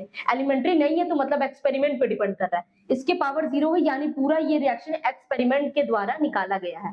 ठीक, चलो इसकी पावर 0 है, तो 0 अगर पावर में रहेगा तो इसकी वैल्यू 1 आती है, इसकी वैल्यू 1 आती है, यानी ये हो गया dx by dt equal to k, k पे डिपेंड कर रहा है, ध्यान से देखो dx by dt है क्या, आर ओ आर है ना, रेट ऑफ रिएक्शन k पे डिपेंड कर रहा है, कांस्टेंट पे, और k एक क्या है, एक रेट कांस्टेंट, क्लियर है, चले आगे। अब देखो जितने, अब कौन कौन सा एग्जांपल है मैम बता दीजिए, तो जितने भी फोटोकेमिकल वाले रिएक्शंस है, फोटोकेमिकल रिएक्शंस, जैसे फॉर एग्जांपल इसका हो जाएगा Cl2, Cl2 को हम लोग क्या करेंगे, लाइट के प्रेजेंस में फ्री रेडिकल बनाते हैं, ठीक, होमोलिसिस हो जाएगा इसका, फ्री रेडिकल बनाएंगे, तो ये फोटोकेमिकल रिएक्शन, फोटोकेमिकल कहने का मतलब, फोटो का मतलब फोटोन यानी एनर्जी, ऐसा रिएक्शन जिसको एनर्जी की जरूरत है, सनलाइट के प्रेजेंट में होता है, सनलाइट के प्रेजेंस में होगा, तो ये आपका Cl free radical, Cl free radical में टूट जाएगा। इस टाइप का जो रिएक्शन है आपको देखने में लग रहा है Cl के आगे 1 है, यानी ऑर्डर ऑफ रिएक्शन 1 होना चाहिए था, पर एक्चुअली में ये 0 ऑर्डर रिएक्शन है, यानी इस पे डिपेंड ही नहीं कर रहा है प्रोडक्ट पे, ठीक, चले आगे, चल, 0 ऑर्डर ऑफ रिएक्शन, तो इसका बहुत सारे एग्जांपल्स है, रिवर्स हैबर प्रोसेस, वो रिवर्स हैबर प्रोसेस में N2+3H2 लेते हैं और अमोनिया बनता है, ठीक, तो अमोनिया, अब अमोनिया को N2+3H2 ले लो, देखो अब अमोनिया को एक काम करो, तुम 5 मोल लो या 10 मोल लो, इसका रेट ऑफ रिएक्शन चेंज ही नहीं हो रहा है, रेट ऑफ रिएक्शन का यूनिट तो पता है ना, मोल पर लीटर पर सेकेंड, ठीक, देखो चेंज हुआ नहीं, इसका मतलब 0 ऑर्डर रिएक्शन है। 0 order reaction does not depend upon concentration of reactant, reactant का कंसंट्रेशन, देखो भाई ये किसका कंसंट्रेशन, ये तो आपका रिएक्टेंट है, ठीक, और ये आपका प्रोडक्ट है, ठीक, इस पर डिपेंड ही नहीं कर रहा भाई, कंसंट्रेशन 5 से 10 कर दिए, ये इस पे कोई फर्क ही नहीं पड़ा, ठीक है, चलो अब एक काम करते हैं, हम लोग इसको डेराइव करेंगे, एक फॉर्मूला निकाल लेते हैं एक्स के टर्म में, कि आपका 0 ऑर्डर का एक्स के टर्म में क्या आ सकता है, तो 0 ऑर्डर मान लेते हैं कोई ए से पी में जा रहा है, अगर मैं टाइम टी ले लूं, तो टाइम टी में आपका कंसंट्रेशन मान लो कोई ए रहा होगा, अब जैसे मुझे आपको देना है कि आप 2 कप चाय बना के लेके आओ, तो हम बोलेंगे अच्छा चाय बन गई, तो आप बोलेंगे गजब है मैम, अभी आप बोल ही रही हैं, तुरंत हम चाय कैसे बना लेंगे, तो वैसे ही जब आपका टाइम 0 हुआ है, कुछ नहीं अभी जस्ट हुआ है टाइम, तो उस समय आपका कंसंट्रेशन तो वैसे ही पड़ा रहेगा, प्रोडक्ट में बदलेगा ही नहीं, तो यहाँ प्रोडक्ट के साइड 0 हो गया और यहाँ पे कंसंट्रेशन ए हो गया, चलो ठीक है, 5 सेकंड बाद हम लोग चेक करते हैं कि कितना बना, आपने चाय बनाना स्टार्ट किया कि नहीं, तो आप बोलेंगे हाँ मैम, पतीले में पानी लेकर हम लोग उबाल रहे हैं उसको, ठीक है, चलो, तो मान लेते हैं 5 सेकंड बाद कुछ आपका प्रोडक्ट बनने लगा, कुछ का मतलब कोई भी मान लो एक्स बनने लगा, अब बताओ टोटल कितना था, टोटल तो ए था, तो ए में से एक्स वो बना होगा, कितना बचा होगा, मान लो आपको स्टार्टिंग में इसके पास 10 था, अभी आप 5 सेकंड बाद यहाँ पे कुछ को 2 बनना स्टार्ट हुआ, तो अब इसके पास कितना बचा है, तो 10 - 2 8 हो गया, हुआ कि नहीं 8, तो यहाँ पे 10 - 2 लिख सकते हैं इक्वल टू 8, आपका रिमेनिंग अभी इतना बचा हुआ है, इतना अभी और रिएक्शन करके बनाना है प्रोडक्ट, ठीक है, तो 10 - 10 को a मान लो, इसको a मान लिए, इसको x मान लिए, तो देखो a - x आया ना, क्लियर, वो क्लियर है कि नहीं, ठीक, ये आपको समझाने के लिए था, चलो a - x, इस पे कोई डाउट नहीं होना चाहिए। अब देखो है क्या, a आपका इनिशियल अमाउंट ऑफ रिएक्टेंट है, इनिशियल सबसे पहले जो आप लिए थे 10 मॉलिक्यूल्स, ये आपका जो बचा हुआ है, या इसको हम लोग बोल सकते हैं रिमेनिंग पार्ट ऑफ, ठीक, आपका अमाउंट ऑफ डी का, हाँ, और जो ये x क्या है, वो आपका प्रोडक्ट का कंसंट्रेशन है, अमाउंट ऑफ डीकंपोज रिएक्टेंट, भाई इतना डीकंपोज हुआ है तभी तो आपका प्रोडक्ट बना है, ठीक, चलते next, R equal to K naught, rate constant of 0 order reaction, K naught का मतलब है कि आपका जो हम लोग रेट कांस्टेंट बता रहे हैं ना, कांस्टेंट देख गया, देखो फर्स्ट का अलग आएगा, सेकंड का अलग, तो उसको नॉट लगा दिए तो आप समझ जाना कि 0 के लिए है, ठीक, तो इसको हम लोग कैसे लिख सकते हैं, तो R इक्वल टू, ये R क्या है आपका, रेट ऑफ रिएक्शन, ठीक है, इसको शॉर्ट में ROR लिखते हैं, ठीक, इक्वल टू, पहले समझो, अभी लिखो मत, अभी पहले समझ लो, तो सबसे पहले रेट आपको पता है K कंसंट्रेशन ऑफ ए के डिपेंड करता है, पर यहाँ पे 0 लगाए, यहाँ पर भी 0 लगाए, क्यों, क्योंकि 0 ऑर्डर रिएक्शन है, चलो dA/dt कर दें, dP/dt कर दें, क्योंकि रिएक्शन में ये देखो चेक करो ऐसा ही था ना, ठीक, अब इसके बाद R equal to K naught equal to, अब देखो dA इनिशियल कंसंट्रेशन, अब देखो कितना कंसंट्रेशन बचा है t टाइम में, तो आपके पास A - x बचा है बाई dt, और वहां पे कितना बना है, तो x बना है, ठीक है, चलो यहाँ पे हम लोग क्या लिख सकते हैं, dA इसको लिख सकते हैं पहले, यदि क्या ये देखो के नॉट का। अब एक काम करो ना, D A by D T, इसको डिफ्रेंशिएट किया गया है ना, हाँ इसको यहाँ पे डिफ्रेंशिएट किया गया है, ऐसे यहाँ पे, यहाँ differentiate with respect to dx, ठीक, dx के रिस्पेक्ट में इसको डिफरेंशिएट किया गया, तो आपका ये आपका आया है 0, यानी इसको डिफरेंशिएट करके आपको मिला है ये। अब देखो बच्चों, डिफरेंशिएशन यहाँ पे मैं आपको नहीं बताऊंगी क्योंकि यहाँ मैथ और बायोलॉजी के बच्चे दोनों हैं, तो बायोलॉजी के बच्चे को यहाँ पे कोई काम नहीं है इसको पढ़ने का। और यहाँ पे आपको मैं बता दूं, केमिस्ट्री में आपको डिफरेंशिएशन सीखने की कोई नीड नहीं है, और ना ही अगर आपको आता है तो अच्छी बात है, आप अपने हिसाब से देख लेना कि वहां पे इसकी वैल्यू 0 कैसे आई। लेकिन ये आपको केमिस्ट्री में लगाना ही नहीं है, ना ही डेरिवेशन में पूछेगा। पहली बात तो डेरिवेशन ही नहीं पूछता एग्जाम में, डेरिवेशन नहीं आता जल्दी जल्दी, तो एकदम नहीं आता, बहुत रेयर कंडीशन में दे देते हैं लेकिन नहीं आता। आपको सबसे उससे ज्यादा क्वेश्चन पूछेगा, यूनिट पूछ लेगा, लॉन्ग क्वेश्चन में ऑर्डर ऑफ रिएक्शन ये निकालिए, वो सब पूछ लेगा, ठीक। तो आपका ऐसा दे, इसका फर्स्ट सॉरी 0 ऑर्डर का ये आ गया कांस्टेंट, 0 ऑर्डर का रेट कांस्टेंट आ गया, क्या आ गया, रेट कांस्टेंट। अब इस फॉर्मूला का यूज आपको हर जगह करना है, इस पे कई सारे आपके न्यूमेरिकल आते हैं, याद रखना है इस बात को। अब आ जाते हैं, अब देखो dp by dx by dt, ये हम लोग ये निकालने हैं, ठीक। अब इसमें क्या बोला है, डेरिवेशन इसका कैसे करेंगे, da बाई, अब यहाँ पे आपको डिफरेंशिएशन फिर से यूज करना है, तो जब भी आपका a है तो a माइनस है dx बाई dt हो गया। अब देखो यहाँ पे इसको हम लोग कैसे लिख सकते हैं, इसको हम लोग यहाँ, ये दोनों आपस में बराबर है तो k नॉट के बराबर हो गया, k नॉट इक्वल टू ये है dx बाई dt। अब इसी का हम यूज करेंगे। अब एक काम करो, इंटीग्रेट कर दो, इसको उठाकर यहां लेके आओ तो ये बन जाएगा ऐसे, dx equal to k dt, k naught dt, ठीक। तो इसको हम लोग क्या करेंगे, डिफरेंशिएट करेंगे बोथ साइड में, बोथ साइड में आपका डिफरेंशिएशन हुआ है तो इसको आ गया, ये आपका ये कांस्टेंट आ गया, ये वैल्यू आया है, ठीक, ये वैल्यू आया, ये तो पता ही है ना, ठीक, x माइनस 0 और k नॉट t माइनस 0। तो इसको जब सॉल्व किया गया है तो आया है आपका x equal to k dt, ठीक, kt आएगा ना, तो ये k नॉट है, एक्चुअली में ऐसे है kt। एक्चुअली बच्चों जब टाइपिंग होता है तो आपका इतना बेस में आपका 0 नहीं अटैच हो पाता, ठीक है, तो ये o नहीं है, ये नॉट है, k नॉट d, ठीक, यहाँ पे मैं लिख दी x इक्वल टू kt आ गया। अब एक बात बताओ, x आपका क्या था, कंसेंट्रेशन kt, मतलब रेट पे तो डिपेंड ही नहीं कर रहा है, ठीक। चलो इसका, अब इसका देखो ग्राफ कैसा बन सकता है बच्चों, अगर मैं इसका ग्राफ बनाना चाहूं, यहाँ पे मैं लिख दूं रेट ऑफ रिएक्शन और यहाँ लिख दूं मैं कंसंट्रेशन A का, तो भाई डिपेंड ही नहीं करे, यानी रेट आपका कंसंट्रेशन में डिपेंड नहीं करेगा, तो स्ट्रेट लाइन वो ग्राफ आएगा, एकदम कांस्टेंट आ जाएगा ग्राफ, ठीक। चलो आगे चलते हैं। अब एक टॉपिक है नया, हाफ लाइफ टाइम, इसी का पहले 0 ऑर्डर का निकालना है, फिर फर्स्ट ऑर्डर का निकालना सीखेंगे हम लोग। हाफ लाइफ टाइम होता क्या है, मान लो कि एक ह्यूमन है, ह्यूमन का जो एक एवरेज जीने, मतलब जो लोग जीते लाइफ टाइम जो होता है, मान के चलो 60 टू 70, चलो मान लो 80 होता है, तो 80 का हाफ लाइफ टाइम क्या होगा, 40, यानी 40 साल में आप अपने जीवन का 40 साल मतलब आधा लाइफ जी चुके हैं, अब आधा लाइफ आपको और जीना है 40 साल, ठीक है। तो अभी अभी मान के चलो तो 60 के आसपास लोग टपक जाते हैं, तो पुराने लोग ही 80 साल तक चलेंगे, तो इसीलिए हम लोग का जो हाफ लाइफ टाइम कब होगा, 30 के आसपास हो जाएगा, तो मतलब हम लोग अपने लाइफ का आधा टाइम जी चुके, बस आधा टाइम और जीना है, अगर कोई इंसिडेंट हमारे साथ न हो तो, ठीक है। तो वैसे ही मान लो कोई रिएक्शन है, मान लो कोई रिएक्शन है, उसका कंसंट्रेशन स्टार्टिंग में 10 है, उसको 10 से 5 होने में कितना टाइम लगा, उसी को कहते हैं हाफ लाइफ टाइम, अपने लाइफ टाइम का हाफ, ठीक। Time eight which the initial concentration of reactant, reactant का जो इनिशियल कंसंट्रेशन होता है वो आपका रिड्यूस हो जाएगा, इट्स वॉल्यूम, वॉल्यूम का रिड्यूस हो जाएगा, ठीक।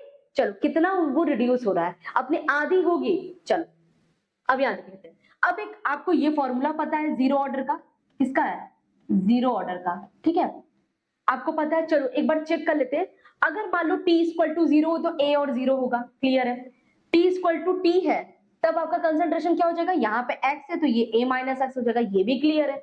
चलो अब t equal to t half कर दो, t हाफ कर दिए तो x बाई 2 हो जाएगा, ये x एक्चुअली में क्या है a, तो a बाई 2 हो गया, यहाँ पर भी a बाई 2 है, वो क्लियर है कि नहीं? अरे भाई एक्स आपका कंसंट्रेशन तो आपका ए ही है ना, ए का हाफ हो जाएगा, इसका भी ए का हाफ हो जाएगा। अब देखो putting the value of in equation first, इसको इक्वेशन फर्स्ट में पुट कर देते हैं, इसको उठाकर, ठीक। तो एक्स की जगह पे क्या हो जाएगा, ये देखो x की जगह पे a/2 हो गया is equal to k naught, t की जगह पे t हाफ कर दी है, तो इसको जब सॉल्व करेंगे तो आपका आ जाएगा t half equal to a/2 k naught, 2k naught यहाँ पे रहेगा, ठीक है। ये आपका आ गया हाफ लाइफ टाइम।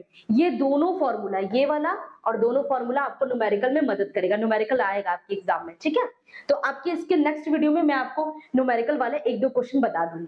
चलो इसका यूनिट निकाल लेते हैं। अब देखो बच्चों इसका यूनिट कैसे निकलेगा, के टी है तो के का यूनिट ये निकाल लो, फिर टी या टी का निकाल लो। तो के का आपका आता है x/t, पहले के का निकाल लेते हैं, तो मोल पर लीटर पर सेकंड, ठीक। तो इसका आ जाएगा मोल पर लीटर पर सेकंड, क्लियर है। ये आपका के का यूनिट आ गया। द ग्राफ बिलो कंसंट्रेशन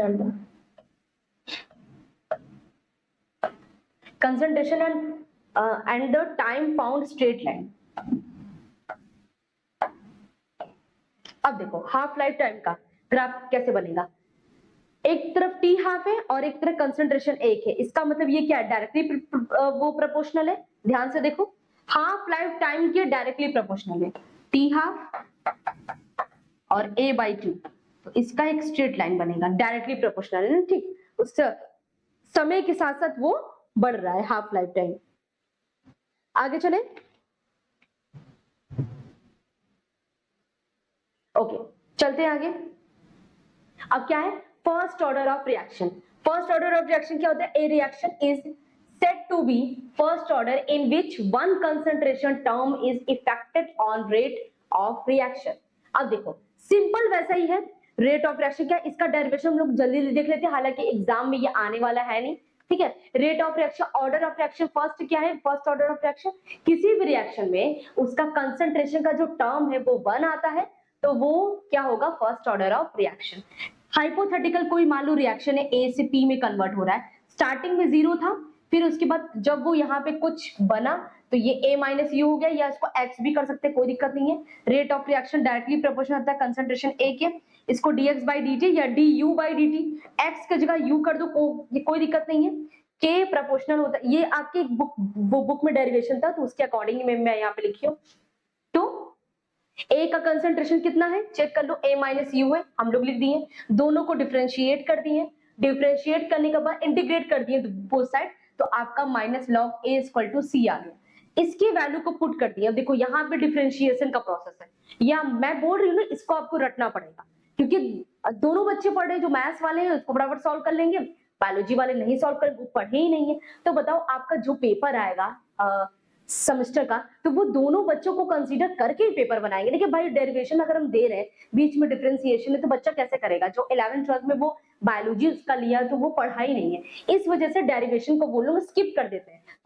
वो पढ़ते तो हैं इसमें कि कैसे आपका फॉर्मूला बना, लेकिन आपको एग्जाम में नहीं देंगे, तो इसलिए मैं कह रही इसको आप एक बार रट लो, समझ लो, ठीक। लॉग ए माइनस से, अब इसका वैल्यू पुट करने के बाद सीधा ये फॉर्मूला आ गया। ध्यान देना ln के फॉर्म में भी, अगर आपका ln के फॉर्म में है, यानी k equal to ln t a upon a minus x, ऐसे भी होता है, ठीक। ln t a upon a minus x ऐसे भी होता है। जब भी आपका ln दिया रहेगा इसको हटा देगा, 2.303 log बेस 10, ठीक, a upon a minus x, बाकी सबसे ln की जगह बस ये इतनी वैल्यू है, तो ln की जगह ये वैल्यू पुट कर देते हैं, अगर आपके क्वेश्चन में आ गया तो। ध्यान देना जब भी आपका, अब देखो ln को हटाने के लिए इस फॉर्मूले में k इक्वल टू आ जाएगा log 2.3 इप्सिलॉन, 2.303 अपॉन t तो पहले से ही था, अब इसके आगे आ जाएगा log, मतलब इतनी चीजों का जो हम लोग यूज किए हैं वो ln की जगह पे किए, ठीक है। तो ये आपका फर्स्ट ऑर्डर का फॉर्मूला आ गया। अब ये देखो ये तो रेट पे डिपेंड कर रहा है, ठीक। आ जाओ, it is required expression for the first order of reaction, ठीक। फर्स्ट ऑर्डर ऑफ रिएक्शन का अगर हम लोग यूनिट निकालना चाहें तो देखो ऊपर क्या है कंसंट्रेशन, नीचे भी आपका कंसंट्रेशन है, ठीक। तो ये कंसंट्रेशन एक दूसरे को कैंसिल आउट कर दिया, बचा क्या, टाइम बचा। अरे भाई ए भी आपका कंसंट्रेशन है और ए माइनस एक्स है क्या, बचा हुआ कंसंट्रेशन, तो बचा हुआ कंसंट्रेशन है, दोनों एक दूसरे से कैंसिल आउट, तो बच गया नीचे क्या टी बचा है, सेकंड इनवर्स ये आ जाएगा के की वैल्यू, और ये किसके लिए, फर्स्ट ऑर्डर के लिए, फर्स्ट ऑर्डर के, याद रखना इसको, ठीक। हाफ लाइफ टाइम निकाल लेते हैं, तो वही टी की जगह टी हाफ कर दो, ए की जगह ए हाफ कर दो, इसी फॉर्मूले में टी की जगह टी हाफ, ए की जगह ए हाफ कर दो, ठीक। तो सॉल्व करेंगे तो क्या आ जाएगा इसका आंसर, लॉग पूरा ये सब कुछ सॉल्व करने पर आ जाएगा 0.693 अपॉन के। It is required expression in which time does not depend, अब देखो यहाँ पे टाइम है नहीं, कंसंट्रेशन पे डिपेंड ही नहीं कर रहा है, ठीक, कंसंट्रेशन पे डिपेंड नहीं कर रहा है, यानी टाइम के रिस्पेक्ट में अगर मैं कंसंट्रेशन ए लूं और मैं लूं टाइम, ऐसे कंसंट्रेशन को यहां ले लूं, कंसंट्रेशन ए ले लेती हूँ और टाइम ले लेती हूँ टी हाफ।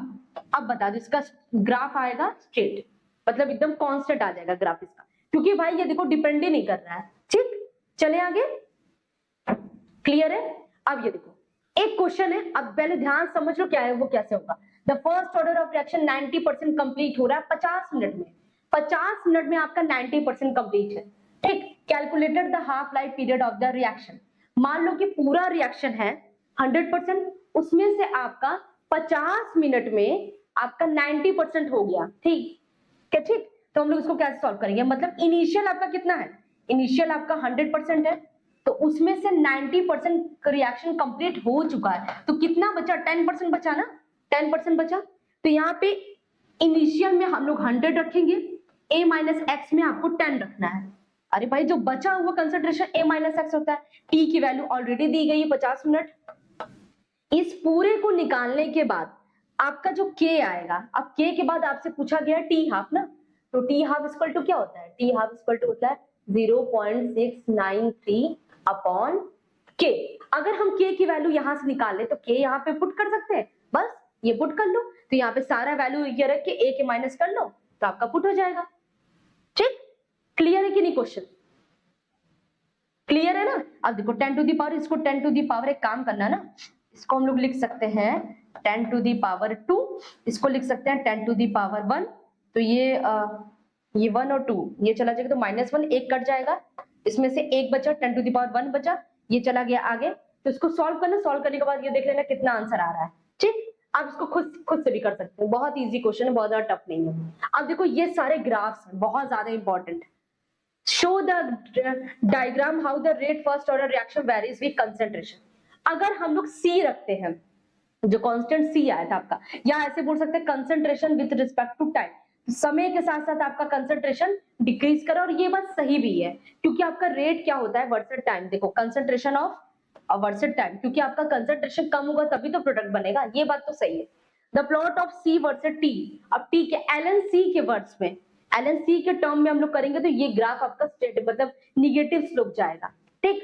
और concentration versus time for the reactant and product first order reaction, इसके लिए आपका प्रोडक्ट का और ये रिएक्टेंट का, क्योंकि आप देखो टाइम के अनुसार कंसंट्रेशन आपका धीरे धीरे प्रोडक्ट का बढ़ेगा और रिएक्शन का घटेगा, क्लियर है, इसको आप बना लेना। अब कंसंट्रेशन आपका किसका है, रेट, ये चेक कर लो, कंसंट्रेशन ऑफ रिएक्टेंट का है और रेट है। आपको पता है कि रिएक्टेंट के कंसंट्रेशन पे डिपेंड कर रहा है, यानी अगर हम लोग कंसंट्रेशन को बढ़ाएंगे तो रिएक्टेंट भी बढ़ेगा, मतलब एक दूसरे के डायरेक्टली प्रोपोर्शनल। ये देखो स्ट्रेट लाइन वो ग्राफ है ना, पॉजिटिव ग्राफ, पॉजिटिव इसलिए है क्योंकि भाई जैसे जैसे कंसंट्रेशन बढ़ा रहे हैं रेट आपका वैसे वैसे बढ़ रहा है। आई होप ये चीजें आपको क्लियर हुई होंगी। तो बच्चों आज का जो ये फर्स्ट लेक्चर था, इसमें हम लोग क्या क्या पढ़े, rate of reaction, chemical kinetics होता क्या है, rate of reaction, order of reaction, zero order, first order, half life time दोनों का, और दोनों का यूनिट्स, और साथ में एक क्वेश्चन, ये सारा चीज आपको फर्स्ट लेक्चर में पढ़ाया गया। इसके नेक्स्ट लेक्चर में तो हम लोग अगले क्लास में तो मिलते ही हैं, ठीक है। ये आपका बच्चों अगर आप इस चैनल पे बिल्कुल नए हैं तो ये लेक्चर आपको फर्स्ट यहाँ पे पढ़ाया गया है। अगर आपको ऐसा लेक्चर चाहिए, मतलब आप चाहते हैं कि इस बैच को ज्वाइन करना, तो आपका ये फर्स्ट और थर्ड जो आपका बैच स्टार्ट हुआ है हम लोग का नवोदय, ठीक, नवोदय बैच, ये जो आपका स्टार्ट हुआ है बीएससी मैथमेटिक्स बायोलॉजी एग्रीकल्चर, यानी अगर आपका बायोलॉजी है, मैथ्स है, जैसे बायोलॉजी मैथ वालों को तो केमिस्ट्री पढ़ना होता है, लेकिन अगर मैं एग्रीकल्चर वाले और बीकॉम वाले की बात करूं तो उनको तो केमिस्ट्री नहीं पढ़ना होता है, तो उनके लिए भी यही बैचेस है। फीचर्स आप देख लो, सब्जेक्ट तो आपको मिल ही जाएगा यहाँ पे, ठीक। और क्या क्या मिलेगा, ऑनलाइन कोर्स आपको डेली मिलेगा, लाइव डाउट क्लास मिलेगा, class plus hand writing notes, जो आपको नोट्स मैं यहाँ पे प्रोवाइड के बिल्कुल आपको मिल जाएगा पीडीएफ के फॉर्म में, आप उसको अच्छे से आपको नोट्स बना लेते हैं। मतलब आपको डेली जो आप कॉलेज जाते हैं वहां पे नोट्स का झंझट होता है, वो आपको कोई दिक्कत नहीं है। आपको यहाँ क्लास पढ़ाई जाएगी, डाउट क्लास चलेगा और साथ में आप इसका प्रॉपर्ली नोट्स बना सकते हैं, क्योंकि एग्जाम टाइम पे आप कितने बुक्स को पढ़ेंगे। ठीक है, बुक पढ़ना अच्छी बात है, आप खुद से नोट्स बना रहे हैं, बहुत अच्छी बात है, लेकिन एक कंटेंट आपके पास रहेगा ना, तो आपको कोई प्रॉब्लम नहीं होगा कि एग्जाम में किस कंटेंट से कहां से क्वेश्चन आएगा। क्योंकि बच्चों, जो एक टीचर प्रिपेयर करता है तो उसे पता होता है कि किस टाइप का प्रिपेयर करना होता है कि बच्चा उसको अच्छे से पढ़ पाए। आप अभी उतने माइंड के साथ नहीं, क्योंकि आप पहली बार तो एग्जाम देंगे और हम लोग एग्जाम देकर वो कंटेंट को, हमको पता है कि किस तरीके से आप कहाँ से क्वेश्चन आ सकते हैं, तो उस टाइप का कंटेंट आप पढ़ेंगे तो ज्यादा आपके लिए वो बेटर होगा। और लास्ट टाइम पे आपको ये भागना नहीं पड़ेगा, ये क्वेश्चन कहाँ पे, ये कहाँ पे, कहाँ ढूंढे, किस बुक में ढूंढे, तो वो सारा चीज आपको इसमें मिलेगा। प्रीवियस ईयर क्वेश्चन पेपर ये आपको मिल जाएगा। ठीक, इसी के साथ साथ आपको प्रीवियस ईयर के क्वेश्चन पेपर भी सॉल्व होंगे, यानी आपको इस प्लेटफॉर्म पे सब कुछ मिल रहा है, क्लास भी मिल रहा है, आपको प्रीवियस ईयर के क्वेश्चन पेपर मिल रहे हैं, जिससे आपको पता चलता है कि कौन कौन आपके कॉलेज में किस टाइप के क्वेश्चंस बनते हैं, क्या फॉर्मेट होता है, किस तरीके से आप क्वालिफाई कर सकते हो उसको। ठीक, वन शॉट रिवीजन आपको कराया जाएगा, यानी चैप्टर कंप्लीट होने के बाद एक बार आपको रिवीजन कराया जाएगा, तो आपको सब कुछ यहाँ फीचर्स है, अब इससे अच्छा क्या ही लेंगे आप। 1-to-1 मेंटरशिप प्रोग्राम, आपको एक एक, मतलब जो भी आपको टीचर पढ़ाएगा वो टीचर आपको गूगल मीट की सहायता से आप उससे बात भी कर सकते हैं कि हाँ इसमें आपको कोई भी सब डाउट आ रहा है, कुछ चीजें आपको नहीं समझ में आ रही, वो सारी चीजें। कोर्स का जो ड्यूरेशन है बच्चों, ये 3 मंथ का है।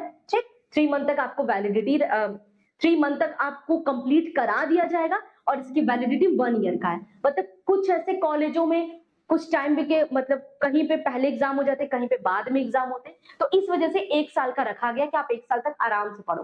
ठीक, हाँ, इसका जो बच्चों प्राइस है वो 1250 है। ठीक है, बहुत कम प्राइस है, इतने प्राइस में आपको सब कुछ मिल रहा है भाई। अब ऐसा नहीं कि इतने प्राइस में आपको सिर्फ मैं केमिस्ट्री बता रही हूँ, इतने प्राइस में अगर आपको बीएससी मैथमेटिक्स का चाहिए तो इतने ही प्राइस में आपको केमिस्ट्री, मैथ और फिजिक्स तीनों मिलेगा। अगर आप बायोलॉजी के स्टूडेंट है, सिर्फ बायोलॉजी की बात करें तो इतने ही प्राइस में आपको मैथ्स नहीं, बायोलॉजी, फिजिक्स और क्या बोलते हैं, बायोलॉजी में तो 2 हो गया ना, बॉटनी, जूलॉजी एंड केमिस्ट्री, ये आ जाएगा।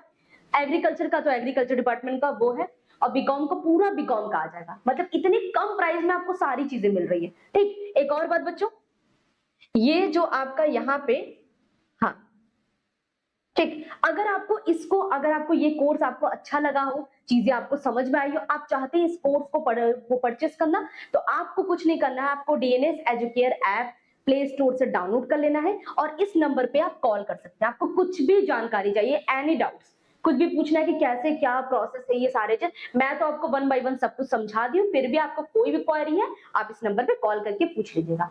तो बच्चों, जो आज का क्लास था, लेक्चर फर्स्ट आपका केमिकल काइनेटिक्स का, अब इसके नेक्स्ट लेक्चर में हम लोग इसके आगे की चीजें पढ़ेंगे, यानी सेकंड ऑर्डर रिएक्शन, बहुत ढेर सारे क्वेश्चंस भी करेंगे। ठीक है, तो आज के लिए सिर्फ इतना ही, मिलते हैं अगले लेक्चर में। Thank you for watching.